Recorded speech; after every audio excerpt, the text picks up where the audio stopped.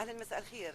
انت اول مره كتصلي بي؟ هيك كتمشي ملي كنعيط لك. كيف حالك؟ وينتي راه ما سميتيش مرزقه، سميتي سميره. شحال هادي وانت؟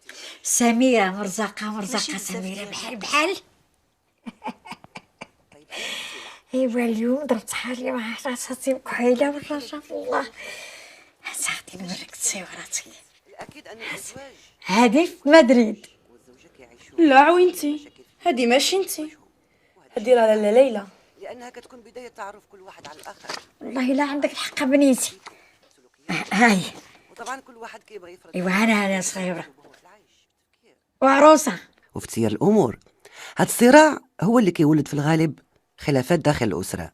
وعموما هاد الخلافات كتعمق الى كل واحد فيكم ما عملش تنازلات لفهم الاخر ويواجهوا الاخطاء. ماما طبعا بقاي كتصنتي لهاد البرامج الخاويه، ما عرفتش شنو كيعجبك فيها.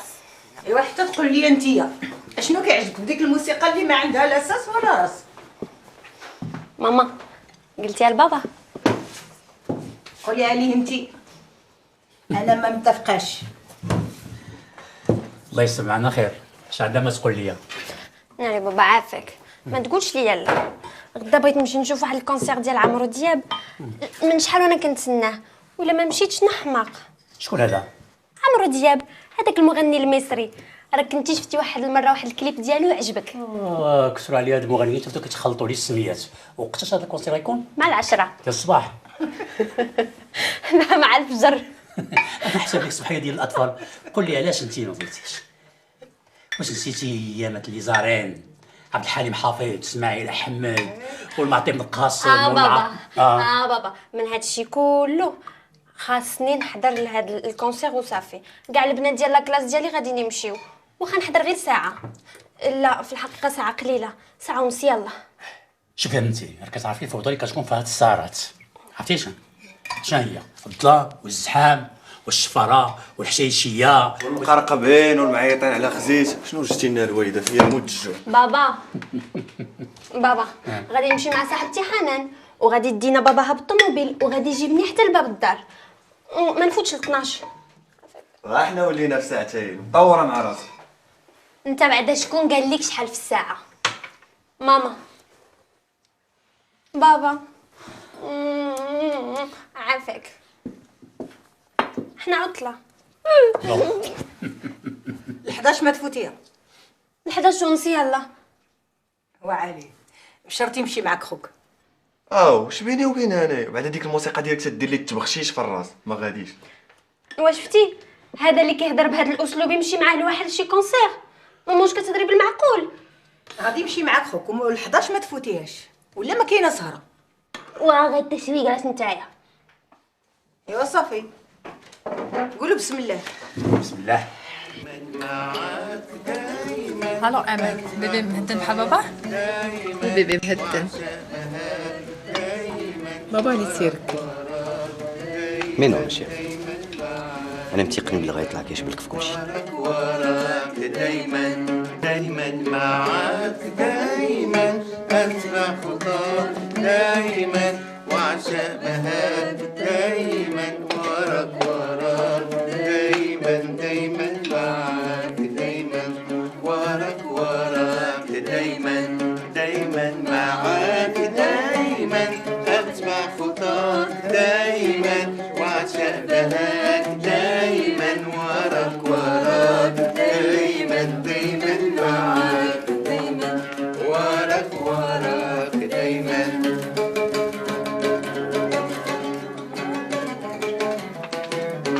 تطلع من الأرض أطلع لك، تنزل من السما أنزل لك. تطلع من الأرض أطلع لك، تنزل من السما أنزل لك. تغضب أصلحك وأحيلك ولو عزولي أقرب لك. تغضب أصلحك وأحيلك ولو عزولي أقرب لك. هحيرهم دايما وأسهرهم دايما وأنا معاك دايما.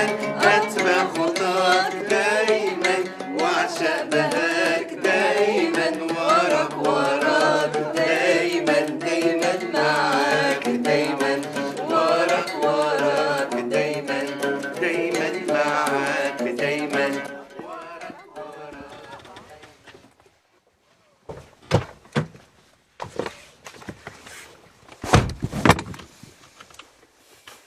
كما التمثيل على عباد الله. عندك الحق. حتى لين غنبقاو نضحكوا على بعضياتنا. طيب سيداتك، يظهر بأن هذا هو الحل الأمثل، لكن أمام أي مشكلة يستحسن التفكير ماليا وتعميق التفكير قبل اتخاذ أي قرار والإقبال على أي خطوة. الحياة جميلة وثمينة، ومن العبث المجازفة والمغامرة بها. سوء تقديرنا للأمور والخطورة بعض الأحداث والمواقف من بعد أصلا من لمس الأكيد أن الأزواج يعني كل من الزوج والزوجة يعيشوا كثير من المشاكل في البدايات الأولى من زواجهم، وهذا شيء طبيعي، لأنه تكون بداية تعرف كل واحد على الآخر، على نمط عيشه، نفسيته، سلوكياته. وطبعا كل واحد كيبغى يفرض على باش الزوج يلبس اسلوبه في العيش، في التفكير وفي تسيير الأمور. شنو باغي كتصنتي هاد البرامج ديال التخربيق؟ ما كاينش اللي يدصركم قد هاد البرامج حقوق المرأة. طلعي. ما عندي ما نطلع، راك عارف.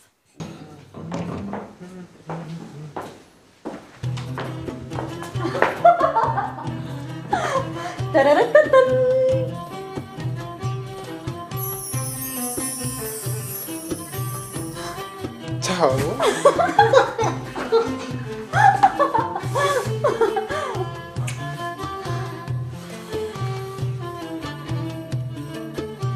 ما تقولش لي نسيتيها. نسيت. وهي فيك انا غير كنحسبهم ليك.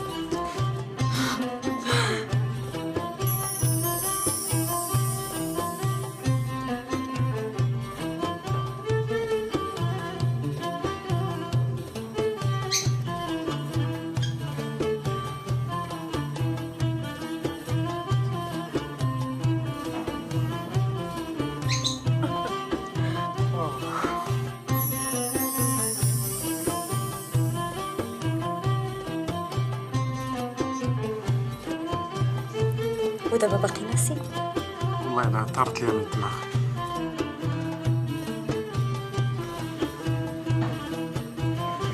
طارت لي من الدماغ بلي بغيتي غورميد ماشي السلسلة.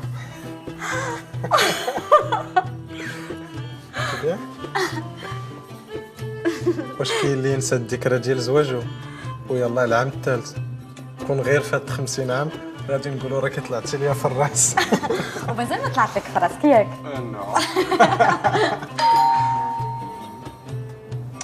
خليها سوني، هاد الليله ديالنا حنا بوحدنا، ما بغينا حد يديرونجينا. يسا بابا هشام قبيله حنا كنديرو في الصداع سمعونا. حنا ما كاينينش. واخا بابا غير نحل الباب ونرجع. حنا ما كاين.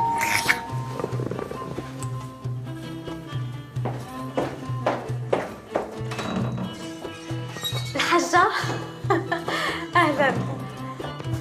لاباس عليك؟ لاباس عليك؟ لاباس الحمد لله ربي يخليك. كنتو ناعسين ولا لا؟ لا غير ما سمعناش الصونيت داكشي علاش. هاي ايوا فاش طاهاتي؟ زيدي تفتلا الوالده زيدي.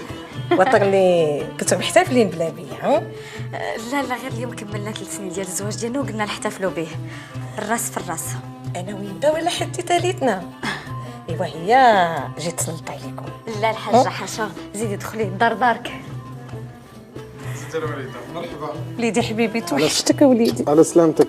توحشتك. اجي تفضلي جلسي هنا. ايوا شفتي هشام انت اللي كتقول لي ما تحلش الباب. ما تصحبنيش اش الوالده. شفتك وليدي ضعفيتي؟ لا غير جاب لك الله. كنت عند جاكتي اللي حداكم وتفكرت هاد النهار جيت نبارك لكم. بارك الله فيك الحاجه. الله يخليك بنيتي هندي لما تجيبي لي واحد الكويس الماء. غير كويس ديال الماء؟ ما بغيتي قهوه ولا عصير؟ لا غير الماء، تشربي من ماء زمزم ان شاء الله. اجا وليدي قرب حدايا. عرفتي من تلاقيت اليوم؟ بمن؟ إلهام. إلهام لك الثاني الفنانة اللي كنتي غادي تزوج بها. قولي ديك اللي كنتي بغيتيني تزوجيني بها. كون شتي دابا كيف ولات عاد ما زاد تشببات وزيانت. وردة يا وليدي تخطفها وتهرب بها. تنقول لك الوالده ما تبقيش تجبدي لي هذا الموضوع. وحتى دابا ما كاين باس هشام. الوالده كتقول لك كيفاش كتفكر. اما دابا راه عرفتك مزوج ياك الحاجه. مالو على غادي يلقى حسن منك.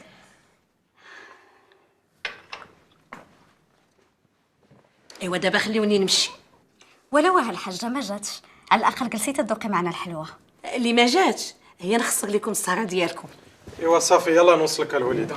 اي والله انك بنيتي هند.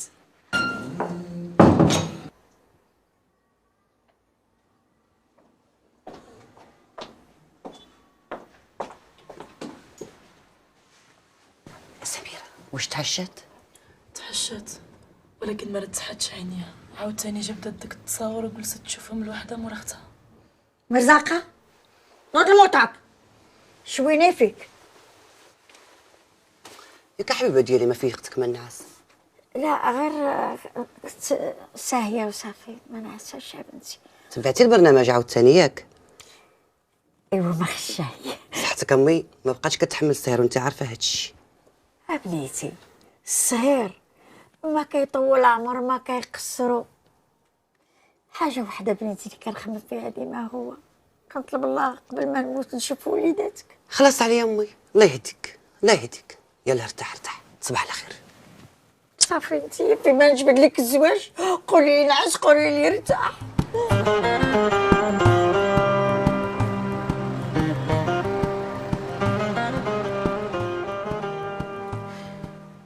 هاد الولد شحال عزيزه عليه الروينه، عمرو ما غادي يتبدل.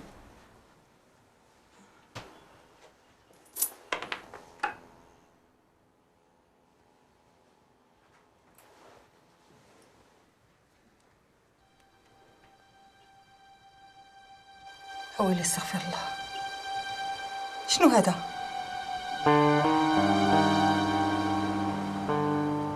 ياك ما داك الويل اللي كياكلو.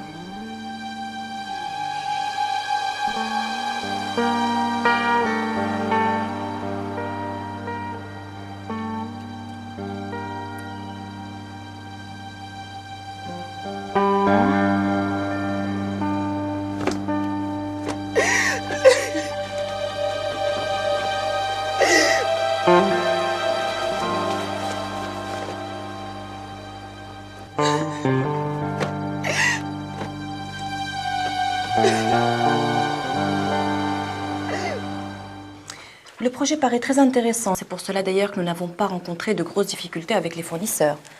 Nous avons même un sponsor qui nous a accordé 1 million de dirhams. Ah bon?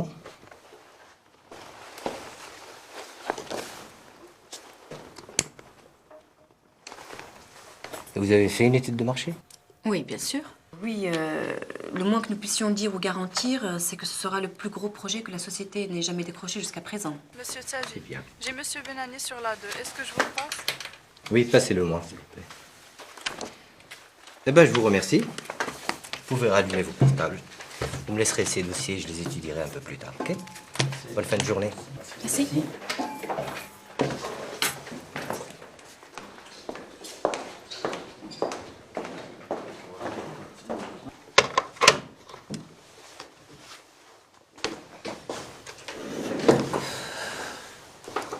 Et si on se faisait un petit restaurant tête à tête? Qu'est-ce que tu en penses? Ça me ferait plaisir, bien sûr.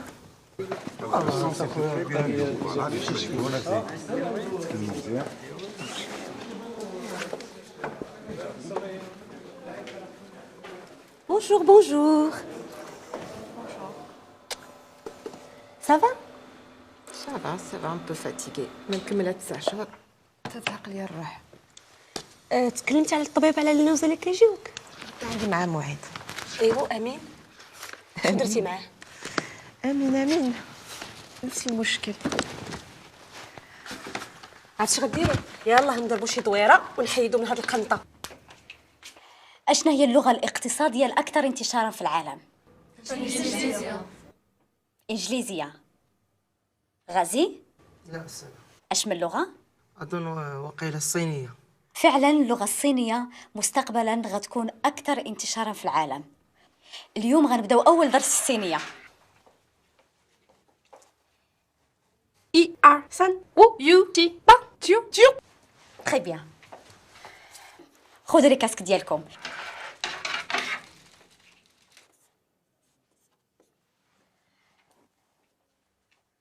استاذ عندك الدم في نيفك.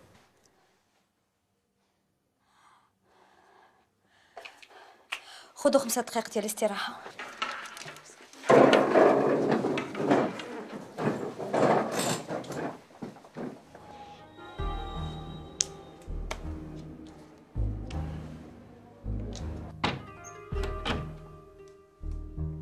أنتم دائما في الاستماع سيدتي وسادتي إلى قناتنا الإذاعية. ليلى رهن إشارتكم في خدمتكم. ماما. بالاستماع إليكم. اش ظهر لك الا لبست هاد الكسوه اليوم للسهره؟ ما كاينه لا سهره ولا والو. ماما واش باغا تحمقيني؟ ياك عاد البارح كنتو متفقين. قلت لك ما غتمشيش وما كتعاود غير الصلاه على النبي. ماما راني شريت البيي وصحاباتي كاع كيتسناو فيا. قلت لك لا هي لا. ماما عافاك. قلت لي ساعه اخرى عطيني 9 دابا عندي خاطر ليك.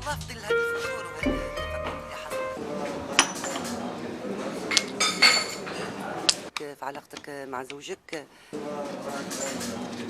انت مشيتي بلا قاعه هما دفعوا كبير وانا تشلل. الو شكون؟ الحاج فينك دابا؟ انا قاعد في القهوه مع اصحابي. عاوتاني في القهوه. ايوا جيرة بغيتك. واخا انا شويه نجي ما كاين مشكل. سلامه. حصل الله يهنيكم هاد الساعه. خسرتي 2 مرات ودابا غادي يسالم. خايف من الحكومه. خايف منها لا تنقي لي ودني. هضر على راسك الا كانت الحكومه مصيره لك من والو. عندك حساب كل شيء بحال المهم الله يهنيكم تبقى على خير. أنا فاهمك مزيان. والله في ظل هذا الفتور وهذا التفكك اللي حصل لك في علاقتك مع زوجك، يعني أنا كنفضل ما تفكريش في الإنجاب الآن، لأن قدوم طفل غادي يزيد يعمق المشكل. الأطفال كنولدوهم باش يعيشوا في وسط نقي وفي أسرة متماسكة، وقبل ما كنفكروا في الإنجاب كنوطدوا علاقتنا مع شريك حياتنا على أساس أنها تكون مبنية على الحب، على التفاهم وعلى الحنان وعلى الشراكة الحقيقية وعلى الألفة، وكنوفروا كل الشروط الموضوعية من شروط اجتماعية نفسية واقتصادية لتأهلنا للإنجاب.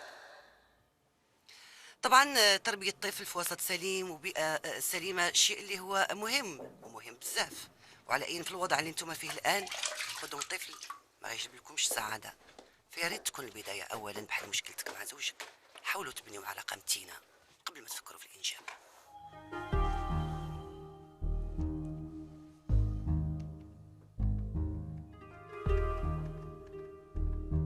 نأخذ الآن مكالمة هاتفية